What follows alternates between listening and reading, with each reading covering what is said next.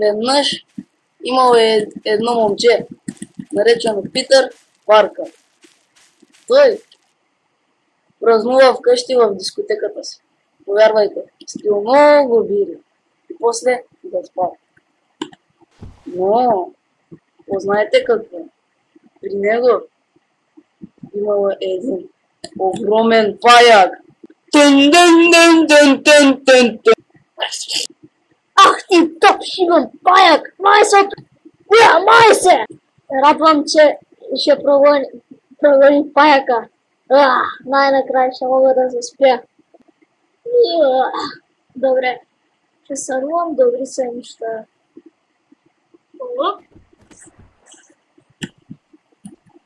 И Спайдърмен легнал да си спи.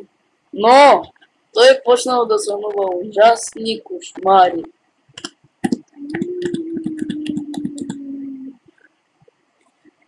Творкинг, творкинг, творкинг, творкинг, творкинг.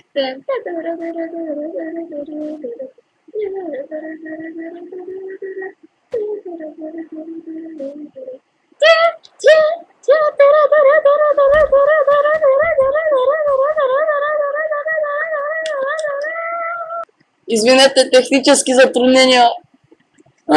What the fuck? Какво беше това? Какво беше това? Хо. Ще снимам този стъпунгер.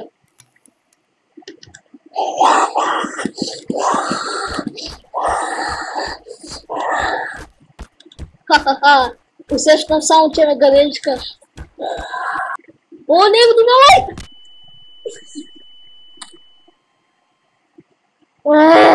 Как беше този тип, бе? Ей, момчета, тук има някой! Зомби! Стреляйте го! И после Спайдърмен е решил да се сложи червен костюм.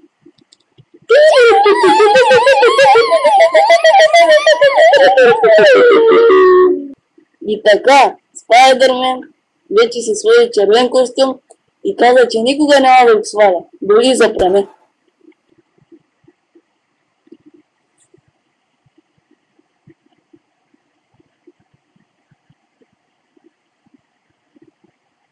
Не ми трябва камера. Спайдърмен осъзна, че може да лети. О, шит. Аз летя! Аз качвам високо. По-добре да кажа летя.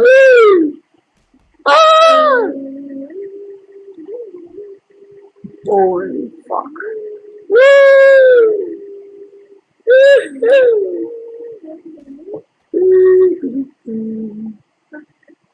Аз съм Спайдърмен.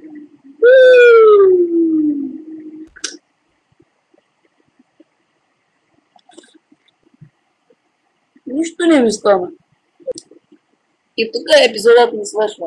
Но ако искате, гледайте следващия епизод, където Спайдърмен се учи да използва мрежоизстрелвачите и да кара Спайди мобил. Какво правиш?